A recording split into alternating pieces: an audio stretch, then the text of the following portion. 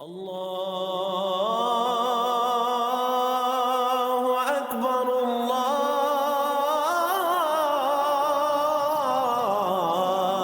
اکبر۔ اعوذ باللہ من الشیطان الرجیم، بسم اللہ الرحمن الرحیم۔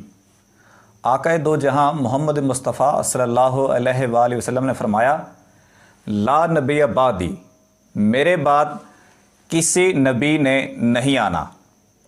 آقائے دو جہاں محمد مصطفیٰ صلی اللہ علیہ وآلہ وسلم کے بعد جو شخص نبوت کا دعویٰ کرتا ہے یا وہ جو کسی کو نبی مانتا ہے حضور کے بعد، تو وہ دونوں ہی کافر ہیں۔ اس حوالے سے آقائے دو جہاں محمد مصطفیٰ صلی اللہ علیہ وآلہ وسلم پر نبوت ختم کیوں ہوئی؟ آپ صلی اللہ علیہ وآلہ وسلم کون سا ایسا علم لے کر آئے جس کی وجہ سے نبوت کو ختم ہونا پڑا؟ آپ کے علم کے بعد کسی علم کی ضرورت نہیں ہے، قیامت تک نہیں رہے گی۔ وہ کیا وجوہات ہیں کہ حضور کی ذات جب یہاں تشریف لائی اب کسی اور نبی کی ضرورت ہی نہیں ہے؟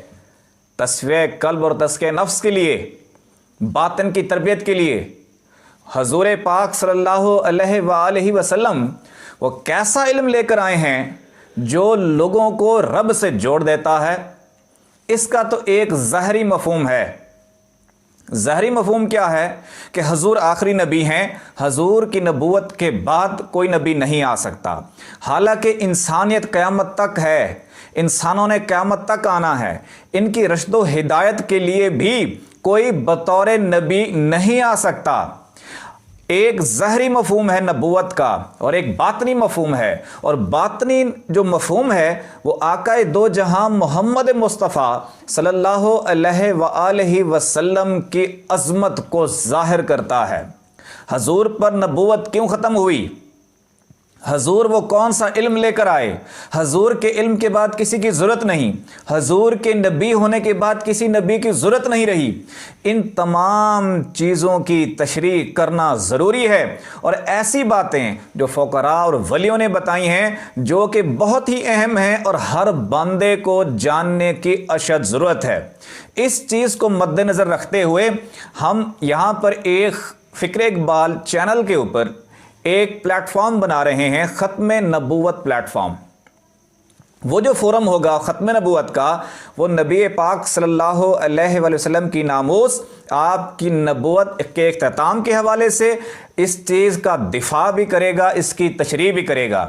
مزید یہ کہ آپ کے بعد جن جن لوگوں نے نبوت کا دعویٰ کیا ان کو بھی آشکار کرے گا کہ ان لوگوں سے محفوظ رہیں تاکہ ان کے فتنوں سے محفوظ رہیں، اور ہم یہ چیز بھی آشکار کریں گے کہ ان لوگوں پر بعض اوقات ایسا بھی ہے کہ لوگوں نے نبوت کا بہتان بھی لگایا ہے۔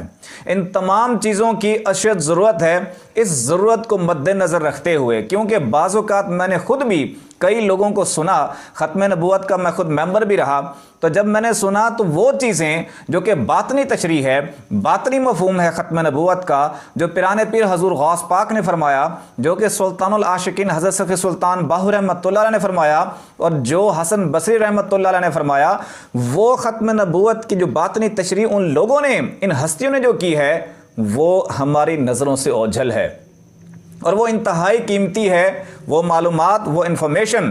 لہٰذا ختم نبوت کا ہم دفاع بھی کریں گے اور مزید اس کی وضاحت بھی کریں گے، اور یہ بھی وضاحت کریں گے کن کن لوگوں نے نبوت کا دعویٰ کر کے واصل جہنم ہوئے ہیں۔